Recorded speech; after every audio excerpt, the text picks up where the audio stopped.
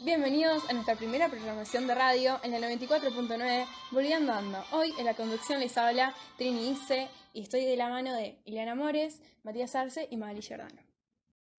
Bien, Maga, ¿querés contarnos qué temas vamos a tratar hoy? Bien, estuvimos haciendo encuestas en Twitter e Instagram para ver qué temas querían que hablemos hoy en las secciones. En la historia ganó el tema del Holocausto, en la de psicología ganó la película Intensamente y en la de literatura ganó el libro Percy Jackson, el primero. Muy grave. Este programa está auspiciado por Papel higiénicos Alicia, no te raspa, te acaricia. Bueno, vamos a dar comienzo a la sección de psicología. En esta sección vamos a tratar sobre la película Intensamente. Bueno, Mati, ¿quieres explicar la síntesis de la película? ¿De qué se trata? Principalmente se trata de una chica preadolescente que se muda y gracias a ese cambio tuvo una crisis emocional. Claro, como que empieza a haber cambios porque, bueno, se muestra la desaparición de tristeza junto con alegría de su cabeza, digamos, del centro, de lo que sería el centro de control. Claro, lo que falta recalcar que no dijimos es que mientras que se ve toda la historia que va pasando Riley, se muestra todo lo que va viviendo. Claro, en paralelo se Claro, muestra su cabeza. Su cabeza y cada emoción que se van juntando y uniendo. Claro, mayormente se observa tanto alegría como la tristeza, que son las que más influyen en el comportamiento de Riley. Sí. Cómo van cambiando y cómo la desaparición de tristeza también, que realmente, aunque sea una emoción un tanto negativa, es algo que necesitamos para asumir nuestros problemas, enfrentarlos y... Claro, eso es lo que se muestra al final de la película, como que al principio se la quiere sacar del mando a tristeza y después se dan cuenta que es necesaria, pero al principio, ni bien desaparecen tristeza y alegría. Al principio la controlaba más alegría porque fue la primera emoción que aparece en la película y como que era todo feliz en ese momento al principio. Como que tenía a sus amigos, después se llevaba bien con toda su familia básicamente y le iba bien en todo, en el deporte y en la escuela. También los recuerdos y los sueños son manejados por estas distintas emociones que se va, bueno, viendo a lo largo de la película. Entonces, en mitad de la película se encuentra el conflicto que es Riley cuando se muda, empieza a sentirse mal, mudándose con su familia a otro pueblo, A San Francisco. a sí. San Francisco, donde ella tiene que tener toda una vida nueva, amigos nuevos, colegio nuevo, y obviamente para ella es un gran cambio, sumándole a que es preadolescente, está en muchos cambios físicos y emocionales. Claro. Ahí es donde ella, cuando llega allá, habla con su mamá y su mamá le dice que necesita que verla bien y que su papá la vea bien para que él no se sienta mal y no tenga que volver, porque ellas se mudaron por problemas de trabajo. Claro, básicamente la obligan a ser feliz. Claro, entonces ella como que trata de reprimir todo lo que puede la tristeza. Ahí es donde ella la pierde y tiene un desbalance emocional en el que no sabe cómo encontrarse y... Claro, porque encima alegría sale atrás de tristeza, o sea, pierde la tristeza y alegría al mismo tiempo. Claro, y ahí las demás emociones que se ven, que son ira, desagrado, temor, son las que tratan de remontar esa situación. Claro, intentan actuar igual que como actuarían si estuviese alegría, como que tristeza mucho les importa al principio, como que tratan de hacer lo que haría alegría y no les funciona porque no es lo mismo. También en Intensamente se relacionan los recuerdos con una esfera que representa las emociones, una con Sí. cada color que representa, bueno, las distintas emociones, y cuando el color de dichos círculos se hace más agudo, quiere decir que la emoción predomina sobre las demás. Claro. Había muchas emociones de alegría. Claro, y los recuerdos centrales, que son como los que marcan, digamos, por así decirlo, la personalidad de Riley, que es la protagonista, eran todos alegres al principio, que también eso tiene que ver con la niñez, que es como mucho inocencia, felicidad. Claro, como que los recuerdos permiten mucho la creación de la personalidad de esta persona. Claro, entonces ella es predominantemente alegre, optimista.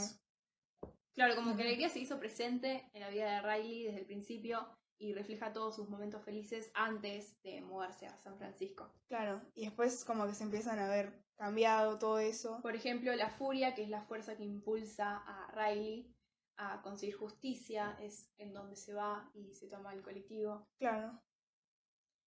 Claro, o por También ejemplo... igual las otras emociones tuvieron ¿cómo se llama? ¿Una pelea? No. Sí, tuvieron peleas, pero tipo, se pusieron de acuerdo en ese momento Ah. y decidieron todos irse para volver a reencontrarse con sus amigos porque no le fue muy bien en el cambio que tuvo de ciudad. Claro, como que las emociones resolvieron que eso era lo que tenía que hacer para volver a estar bien, digamos. Claro. Y eso también demuestra el optimismo y las ganas de seguir adelante de la nena, que era como que siempre buscaba estar bien y, digamos, buscaba ¿cómo se llama? Seguir Una adelante, solución, claro. También en la película se mostraban las islas de Riley que se fueron formando a lo largo de su vida, Claro, así es la de la personalidad. las cuales son Isla de las Bodas, la Isla del Hockey, la Isla de la Amistad y la de la familia y la de la honestidad. Son las islas que se fueron formando por las distintas acciones que hizo en su vida, que realizó. También podemos ver cómo a lo largo de... También podemos ver a lo largo de la película, en cuanto va avanzando, cómo estas islas se van inhabilitando o de alguna manera se destruyen por... Porque cuando las alegría y tristeza se van, a las otras emociones al intentar reemplazarlas, realizan acciones que por ahí no son las mejores y terminan condicionando a Riley. Por ejemplo, cuando Riley toma la tarjeta de su madre para pagar su boleto a Minnesota para volver a reencontrarse con amigos y que le vaya todo bien y tipo tratar de que vuelva a ser feliz, digamos. Claro, volver a lo de antes. Y ahí se rompe la isla de la honestidad. Otro ejemplo sería cuando se desvanece la isla de hockey, que es porque en la nueva ciudad, en su nuevo club, no le iba muy bien jugando, ya que no se llevaba bien con sus compañeros. Bueno, y en cuanto a la familia, podemos ver que es una familia funcional. Los papás están juntos, viven en la misma casa todos, tienen una muy buena comunicación.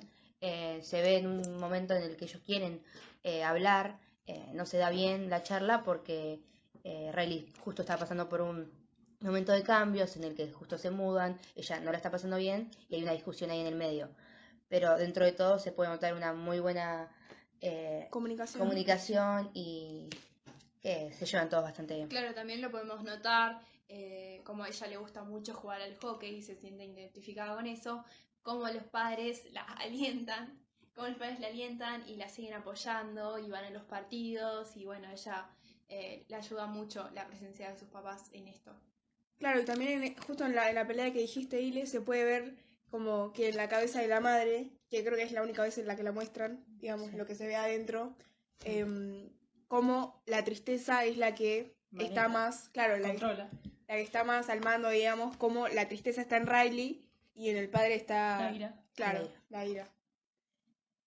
Después cabe destacar que a lo último, cuando se soluciona el problema, ¿vieron que se está por ir Riley a Minnesota de vuelta? Como que la comunicación es lo que hace que se vuelva, que La Riley falta de se lo comunicación. replantee, claro. Así que se vaya. No dijo nada. Estamos diciendo dos cosas, pero claro, o sea, la falta de comunicación fue lo que hizo que Riley se vaya, Claro. y la recomunicación, por así Bueno, que decirlo, se vuelva y todo claro, se haga bien y como que la comunicación, digamos, es lo principal. en una familia. Claro. Bueno, entonces, para cerrar la sección, lo que concluimos es que es muy importante expresar nuestros sentimientos. En conclusión, es importante expresar nuestros sentimientos, nuestras emociones, ya que al expresarlos corremos menos riesgo de sufrir crisis emocionales como sufrió esta chica, o también llegar hasta el punto de sufrir síntomas neuróticos. Y también en especial no tapar la tristeza, ya que esta, al ser una emoción negativa, tal vez creemos que lo mejor es eliminarla de nuestras vidas, pero al fin y al cabo la necesitamos para expresarnos, tanto sea sentimentalmente como también para comprender a los demás y escucharlos. Bueno, muchas gracias por escucharnos en esta sección. Ahora les vamos a pasar una canción para dar paso a la siguiente Sección de literatura. sección del día. Hola, ¿qué tal? ¿Cómo están? Siempre escucho la radio y quiero pedir un tema de La Mancha que me encanta, Arde la ciudad. Saludos a todos. Tu equipo volvió a ganar.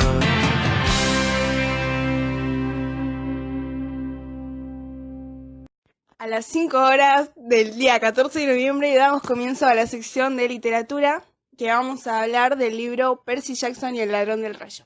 Ahora Trini va a dar como el argumento del libro. Sí, gracias, Maga. Percy Jackson, el protagonista de esta novela, sufre de dislexia y de déficit de atención. Dentro de todo, vive una vida común y corriente de un niño de 12 años que va a la escuela, no tiene muchos amigos y el estudio le cuesta.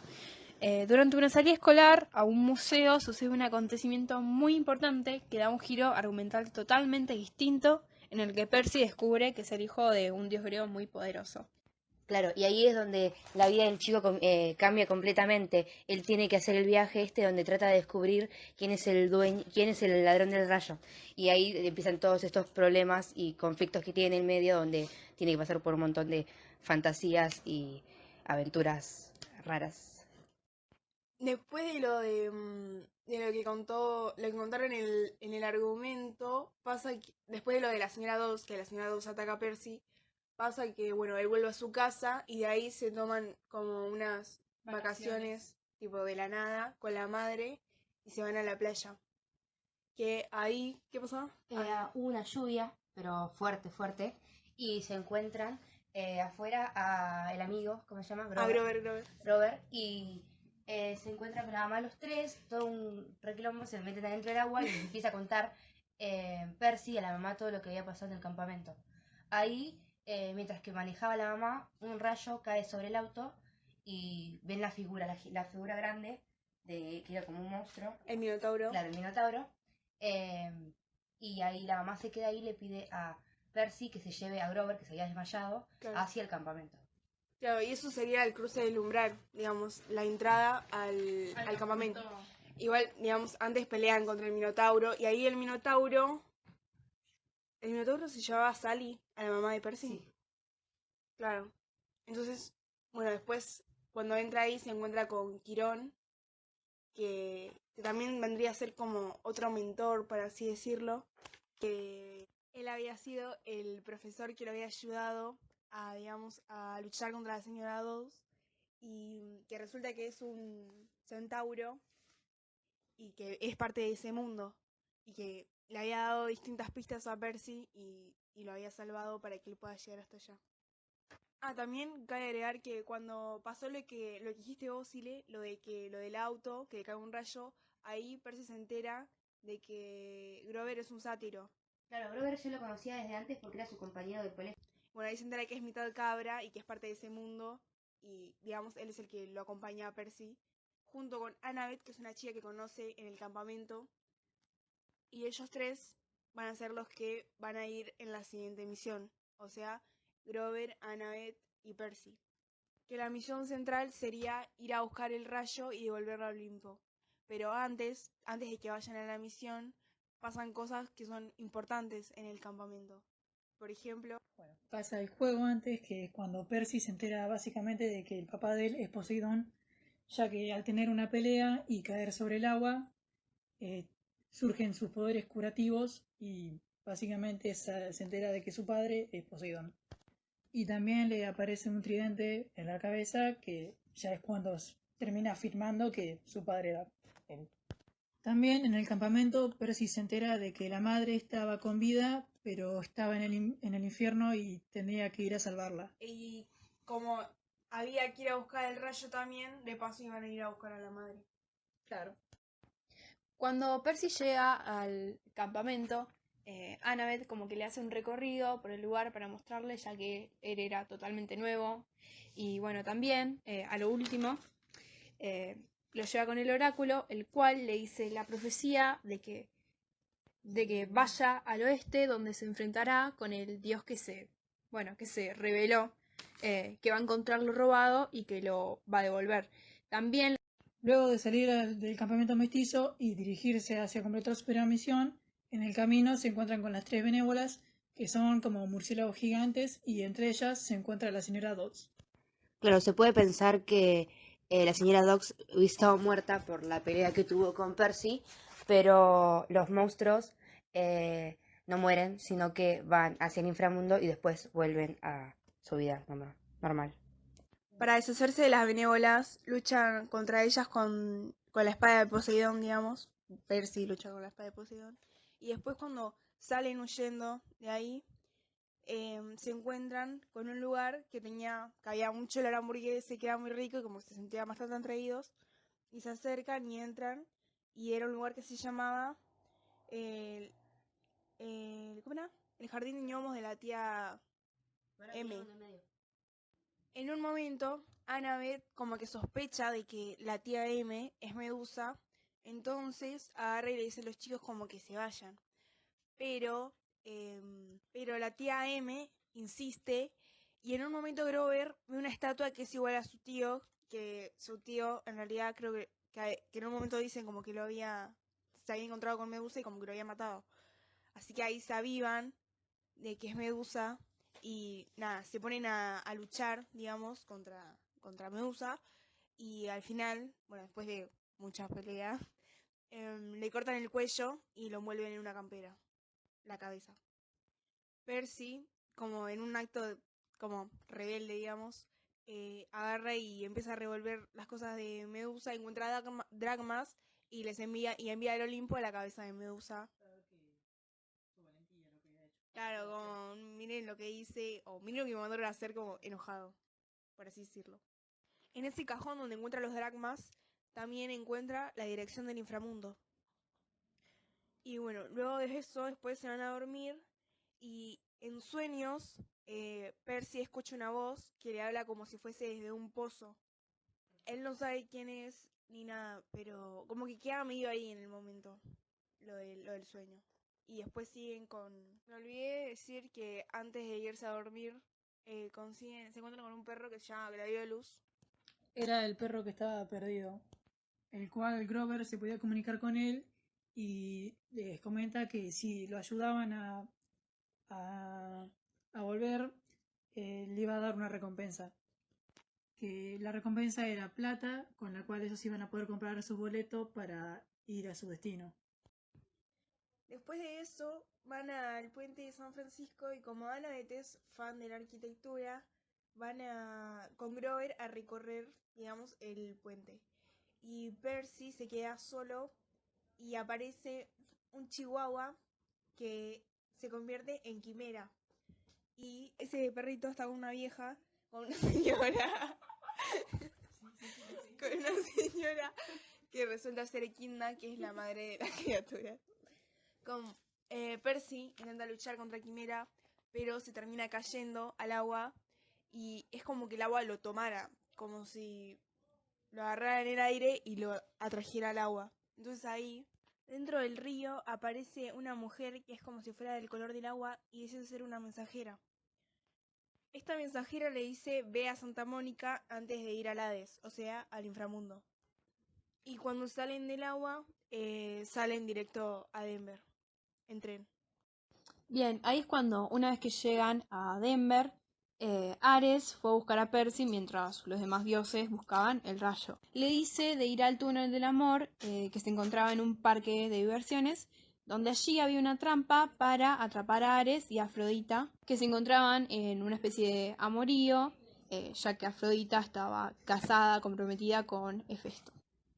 En el viaje, Ares le da la mochila a Percy, donde se encontraban algunas herramientas y entre ellos el rayo. Pero esto no lo descubre hasta llegar al inframundo, donde discute con Hades. Claro, y esa discusión es en la cual Hades cree que Percy fue el que robó el rayo y está pidiéndole que se lo dé. En el medio de esa discusión, Hades hace aparecer a Sally, la madre de Percy. En un momento, Hades como que se acerca a Percy para sacarle el rayo y Percy, para poder escapar, tira una de las... ¿Cómo se llaman? Las perlas que le había dado Santa... Que no dijimos, pero que les había dado Mérida, una Mérida en Santa Mónica, en la playa, en el agua. Claro, la tira para poder escapar y al salir corriendo, Claro, les habían dado 3 perlas y usaban una para Grover, una para Percy y una para Annabeth. Y dejando a Sally ahí en el inframundo. claro, entonces escapan y no pueden salvar a su madre.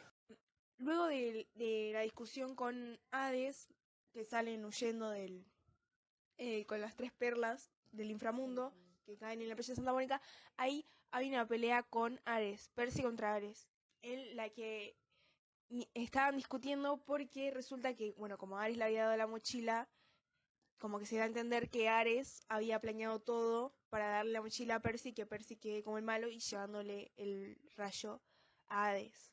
Entonces se entiende que Ares quería una guerra, siendo el dios de la guerra, digamos, y que había trabajado con este chico Luke del campamento mestizo, porque en un momento él había dado unas zapatillas con alas que quieren arrastrar al que tenga las personas, a la persona que tenga las zapatillas puestas, digamos, que se supone que iba a ser Percy, pero termina siendo Grover, al Tártaro, que es donde está Cronos, que sería como la mente maestra de todo este plan, digamos, de robar el rayo y todo eso. Entonces, bueno, se pelean, gana Percy, porque, digamos, como le da con la espada, y nada, en un momento como que, ¿cómo se dice? Ares se hace como luz, digamos, y desaparece, como que se ha re enojado. De ahí, de esa pelea, como que medio termina todo y se van a Nueva York, que es donde está el Empire State, que en el piso 600 es como la entrada al Olimpo, la entrada del mundo humano al Olimpo. Y ahí, bueno, nada, entra, están todos los dioses ahí sentados, no sé, bueno, están ahí y, y coso, y ahí habla con Zeus. Le entrega el rayo. Claro, le entrega el rayo y ahí habla con Poseidón y también le cuenta todo lo que pasó con Ares. Con Ares. Y como agradecimiento, como que salva a la mamá. Claro, y después al otro día, creo como que Percy vuelve a la casa y estaba ahí porque Sally, la mamá de Percy, estaba ahí en la casa porque Ares la había liberado.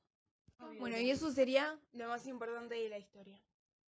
Ahora, lo que se puede debatir, digamos, y a poner en duda es si Percy es un héroe o antihéroe.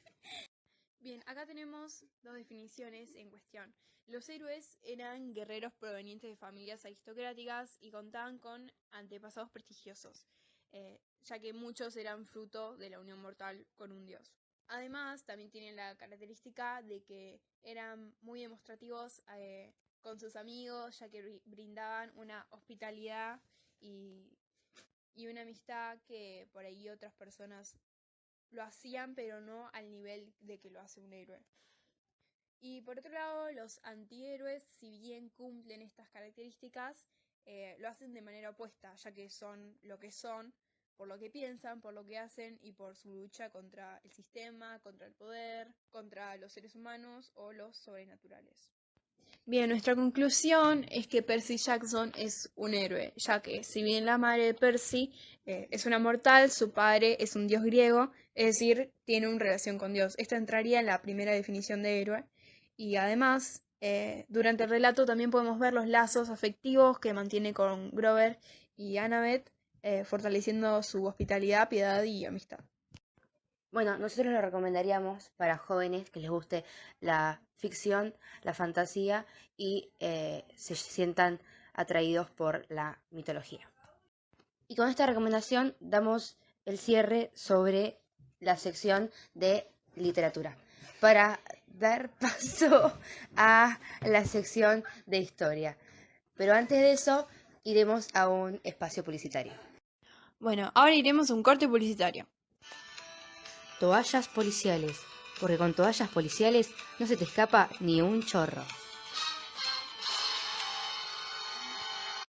Luego de este corte publicitario, damos inicio a la última sección del día, que es historia, en la cual hablaremos del Holocausto, que fue la persecución y el asesinato de millones de judíos por parte del régimen nazi. La primera etapa del Holocausto podría ubicarse en los años 1935 a 1939, que es cuando el Imperio Alemán ya estaba consolidándose como tal. Es en este tiempo en el que se promulgan leyes segregacionistas que establecen que los judíos deben tener menos derechos que la raza aria, que el pueblo alemán, y tampoco tienen derecho a tener dinero o trabajar en puestos en los que tengan muchas ganancias o mucho contacto con el dinero, por ejemplo, en los bancos. Por ejemplo, ellos no tenían el derecho de caminar en la vereda, sino que sí o sí tenían que caminar por la calle, o habían colegios que eran solamente para los judíos y eran su forma de extraerlos de la sociedad y cada vez alejarlos más y aislarlos.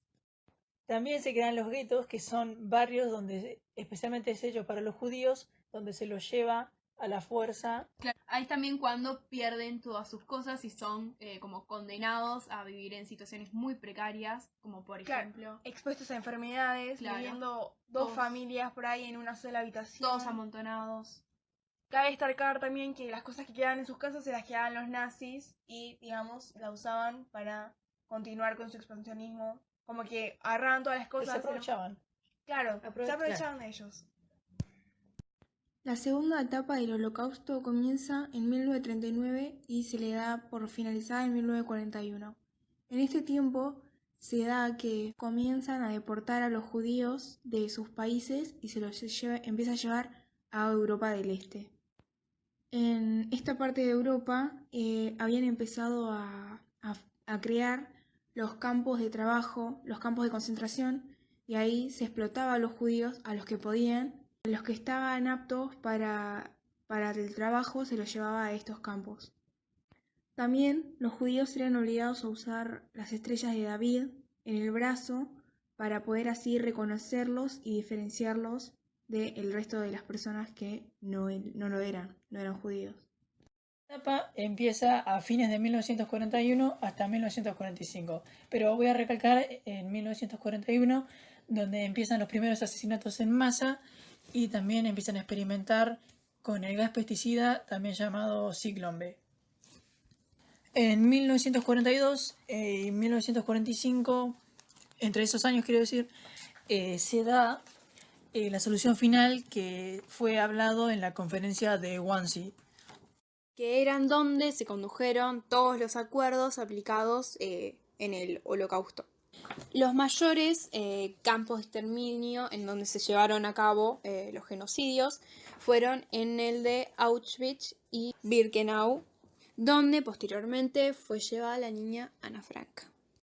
La chica mencionada por Trini es una joven que vivió ese suceso histórico y mientras estaba viviéndolo en cada una de sus etapas, ella fue escribiéndolo en un diario y gracias a ese diario también es que se puede vivir, por decirlo de alguna manera, entender un poco más cómo vivió una persona en carne propia la persecución a la gente de su propia religión.